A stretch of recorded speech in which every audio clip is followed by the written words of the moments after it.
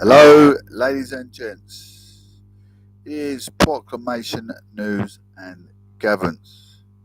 We're live with the prodigious, the prominent professor at PNG. I'm just trying to go live on air on all my platforms: Castbox, Podcast, Applecast, Podbean, YouTube, you name it, we claim it. Thank you to everyone joining our show today.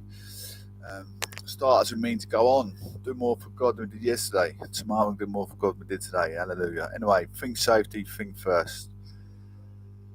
Do not enter your vehicle under sleep deprivation, under the influence of alcoholism, under the influence of narcotics. Making sure you got MOT, cars, taxed, insured, and you have a driving license. Check for further police police actions, road safety signs. Check for road workers, make sure they're not emerging behind the fence. Drive vigilantly around roadworks. Check your centre mirror, wing mirror before turning acting in safe, sufficient direction of choice. Check for PSI limits. Making sure you and passengers have seatbelts and babies have seatbelts adjacent to the car seat. There's an incident pretty local today. Suffolk, Ipswich, A12. Road closed and queue in traffic due to accident. Two vehicles involved in A12 southbound from A14 Copdock interchange to Junction 32R London Road.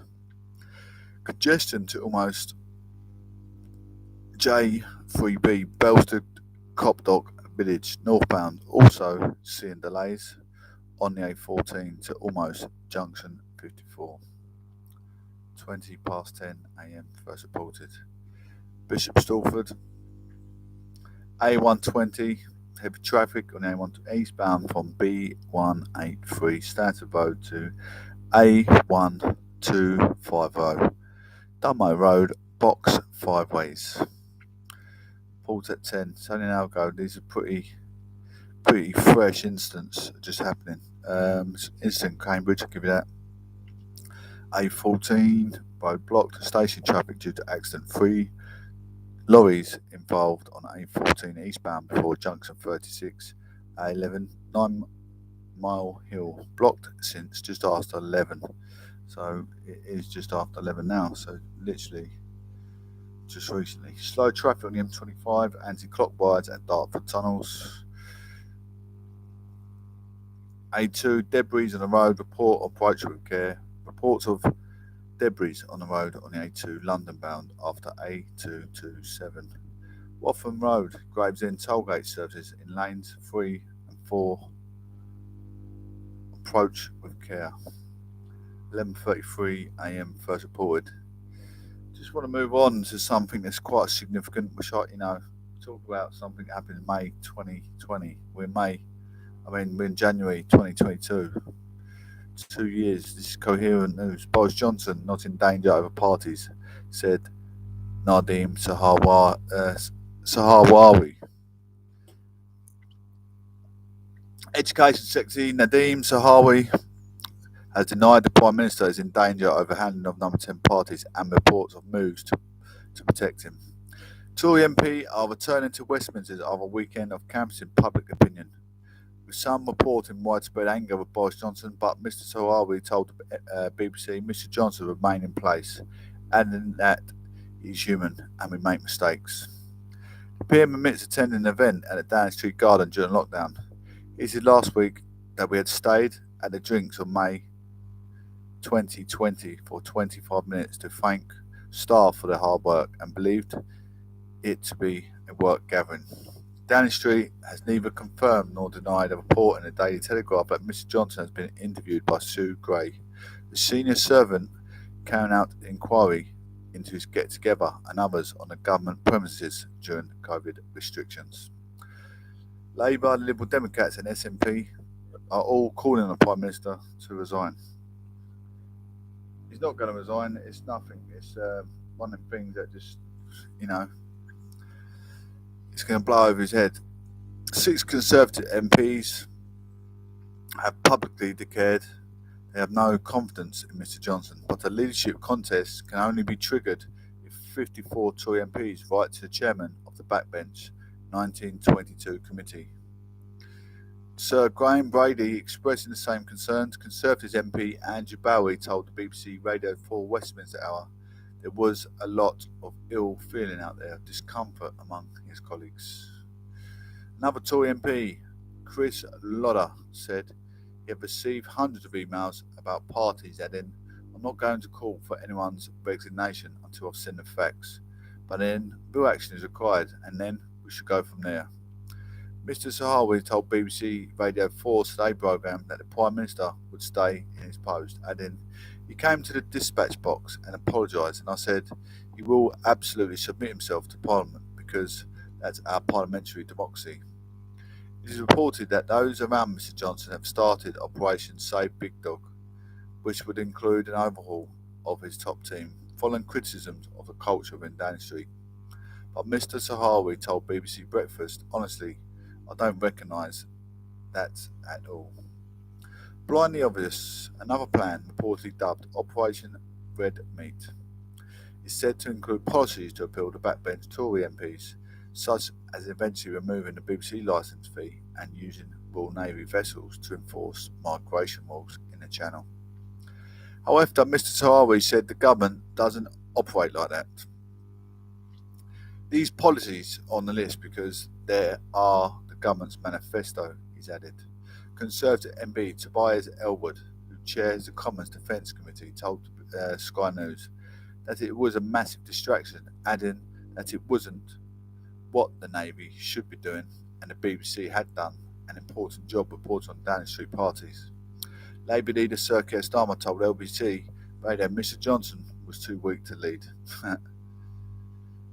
He has lost all authority, and that matters, whatever party you're in, he added.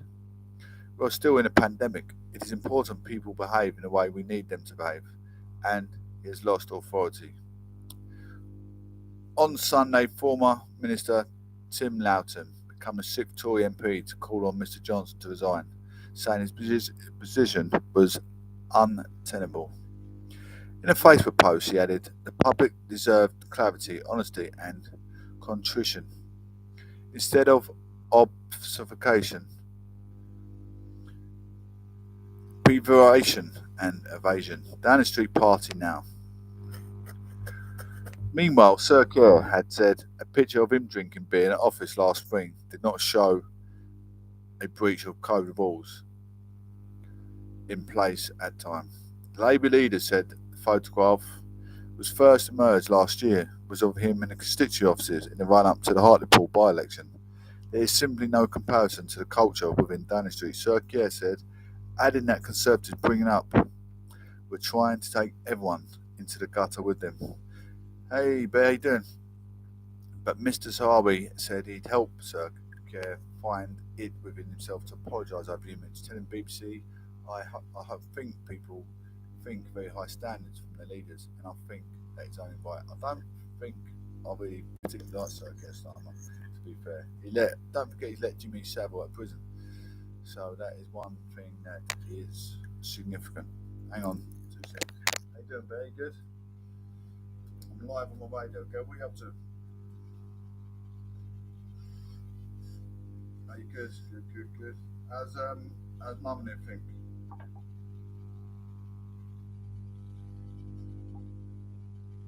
Oh, did you? I'll check shortly. I've literally got about another 20 minutes on my radio, and I'll. What did you miss me on? Did you miss me on Snap? Oh, okay, good. Yeah, I'll check it. See, I'm just on my radio on that phone, so I'll check it in a bit. I'll get back. I'll snap back to you.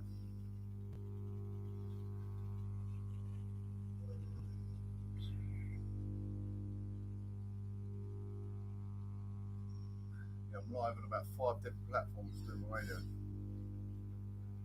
YouTube, Castbox, Podbean, Applecast. Other militaries, other countries. Yeah.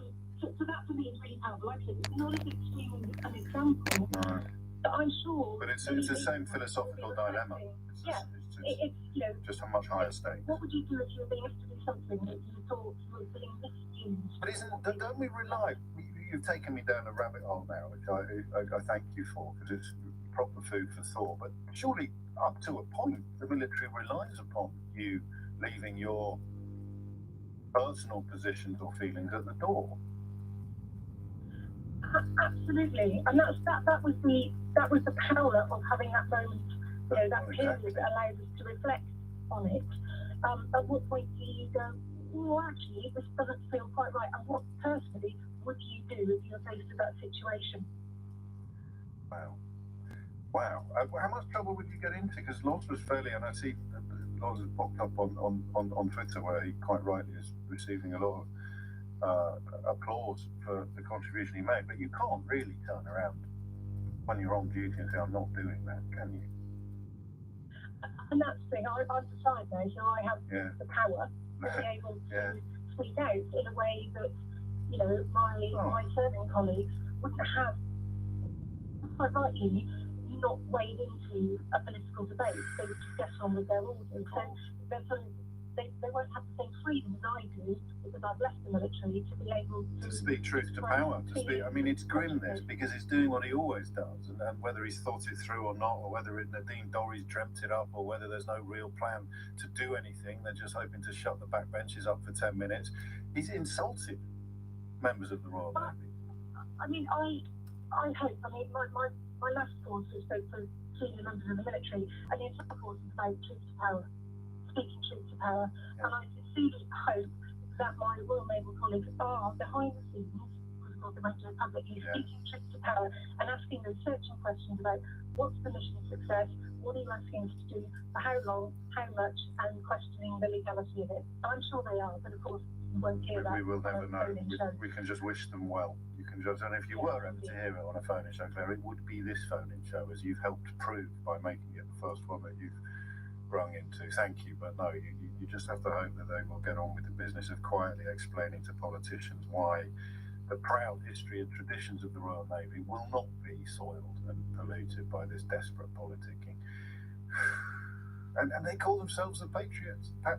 That's what always makes me chuckle in a wry way. They're the patriotic ones, wrapped in flags, sending out brave men and women in our Royal Navy to enact unspecified tactics upon asylum seekers in flimsy dinghies. Claire, thank you so much. And to Fareham next, where Chris is. I've only got 2 minutes left. Chris, what would you like to say?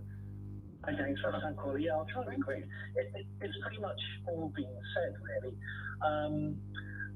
Yes, you join the military and you do as you're told. So, there is, big weight behind that, and that's probably a little bit of reliance that politicians are sort of using. But I've never known a captain or anybody down through the chain of command, even to the guys that will be going out in the rigid inflatable boats, the ribs, that weren't compassionate to other seafarers. And it doesn't matter what they've done. It doesn't matter why you're seeing them in the sea. If their lives are going to be put in danger, you don't leave them. Well, it's a classic philosophical bind, isn't it? Because you rely upon that knowledge when you're at sea yourself. It's like a brotherhood, an international brotherhood of seafarers. Completely. I mean, I'm sure there was a written rule, but it's. There is actually. I've just been sent it. There is a written. I'm sure it's an unwritten rule, but a written rule, but it's an unwritten rule that you just do not abandon people. And I saw it in the mid-90s with Haitian refugees. We were patrolling in the Caribbean Sea. In the Caribbean on patrol, anti-drugs patrols. Yeah. Guys coming from all kinds of places, South America and through the Caribbean, taking millions of pounds worth of very, very harmful substances, all to be trafficked to the United States or the UK. We had guns trained on them. We had snipers in helicopters. Yeah. Ultimately, they ditch the drugs over the side, but you don't then just leave them to fend for themselves.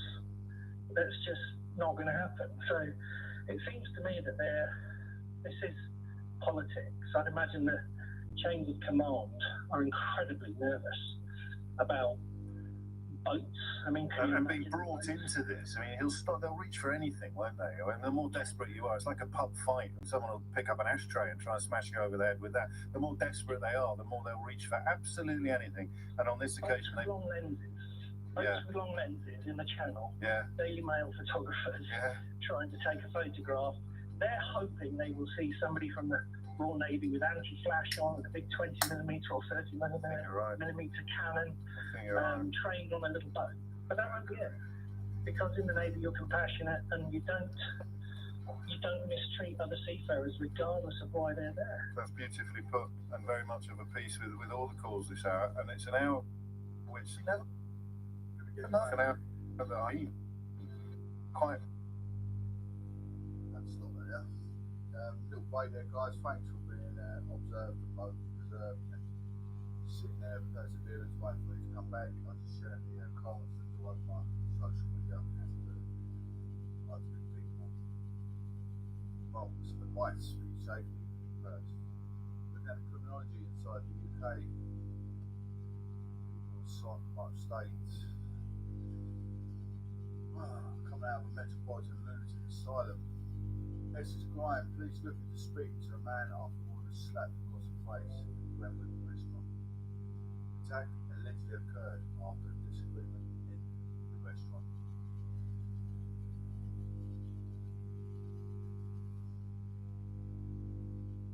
Police are looking to speak to this man following the incident in Glenwood. Essex Police has released an image of an individual who was to speak following the incident in Glenwood restaurant. During the incident, a woman was allegedly slapped across the face following the disagreement.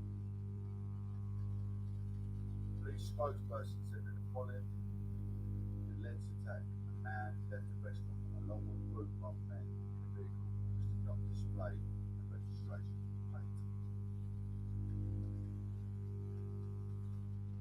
The incident happened at the Mizu restaurant on Glenwood High Street at around 5:40. October 16, 2021. Essex Police spokesperson said, "Do you recognise this man? We'd like to speak to him in connection with our investigation into an assault that took place outside Mizu High Street, Glenwood."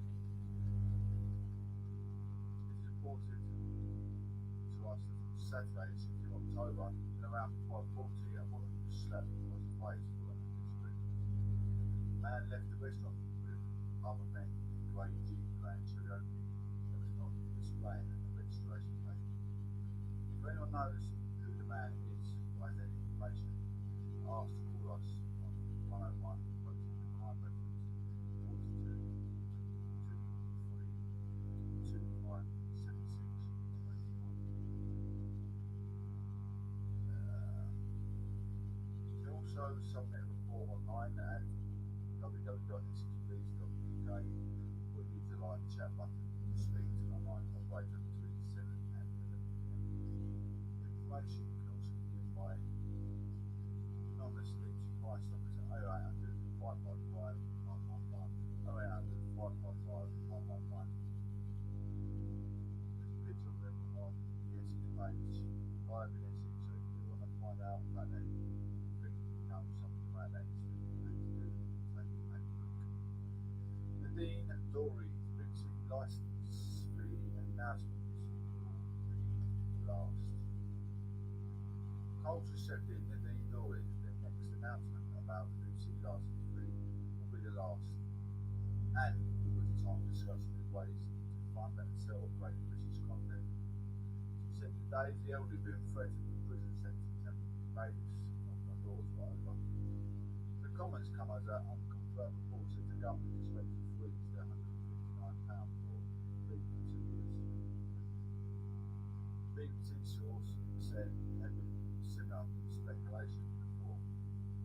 Licence fees in existence guaranteed until at least the 31st December 2027 by the BBC Board Charter, which sets out forecasting funding and purpose and annual fee. It's set by the government announced in 2016 as it would rise in line with inflation for 5 years, like in 2017. Money raised the licence fee to pay for BBC shows and services including TV, radio, BBC website, podcast, iPlayer and apps. Then for negotiation to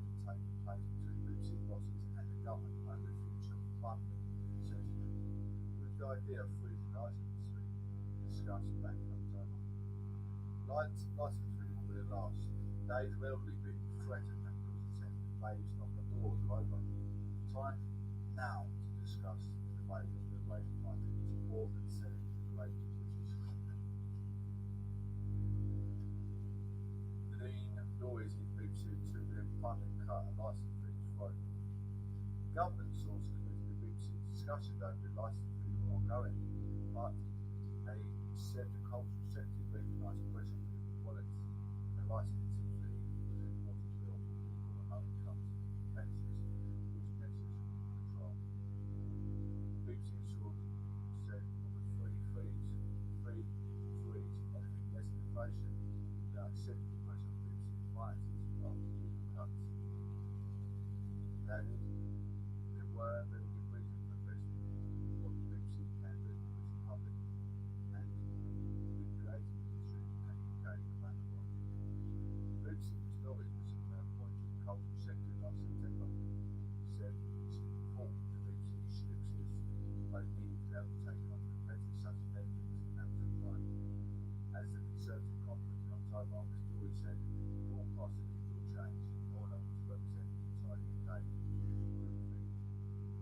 BBC was a beacon for the world, she said, but she called people had right about to similar background, inserting political bias and thought and talked the same. Labour Shadow Secretary of Culture, Secretary of Peace and Power, one of their stories, seeing hell bent on taking the great British institution because they've done 90 journalism. British broadcasting and our great industries are renowned around the world. It should be the heart of great Britain, she said. Liberal Democrat cultural spokesperson James Stone said freezing licence fee for itself can't almost $2 billion and would put Conservative government must stop the reckless ideological crusade back and forth by BBC said. In 2020, people over 75 began for their TV licence, decreasing the free funding. All this had come from the government, but responsibility for policy was handed to BBC after the last funding settlement. In 2019, Prime Minister Boris Johnson said the BBC would cop up and pay TV's licence for over 75, but BBC should, said doing so would force unprecedented closures in searches, now incentivise them paying free eligible free licence paid by BBC. TV licence inflation itself is not increasable events. However, the government says non-payment of fine for BBC is a risk in last resort. After other methods of enforcement have failed last year, the government decided not to renew the plans to criminalise non-payment and licence fees. So it should and it would remain under active consideration. My goodness.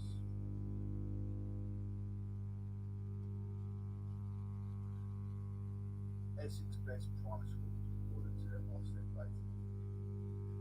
Choosing a school for the children is very important decision.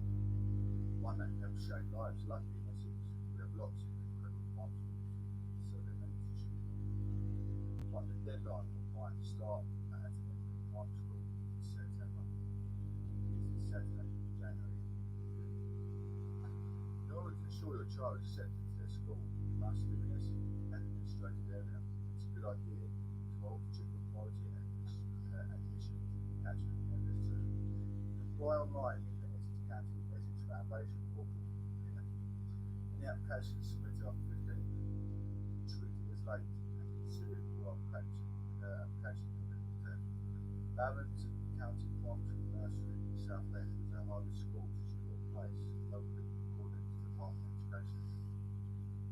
Children can start reception class in September from their 4th birthday. You can apply to visit primary school references. In Essex, there's so many good schools to choose from. We put together a list of primary schools outstanding by Ofsted, ranking alphabetically. Ardley Green Home Church, Ardley Green School, Ardley Green Learning Federation, Atom Academy, Barons Court Primary School, Big Hard Lane, Lily Primary School, Vermont Grounds, Buckington, Hampton School, Chancellor Park, Chelsea Hospital, School, Chipping, Craven, there you go, ladies and gentlemen. I'm not going to go through all, but I'll give you a short break and finish off this lovely short show we had today.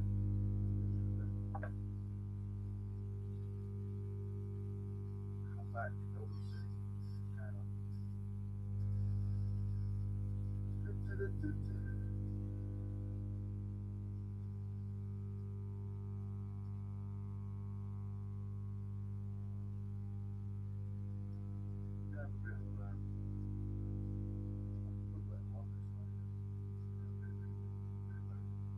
Amazing, mate.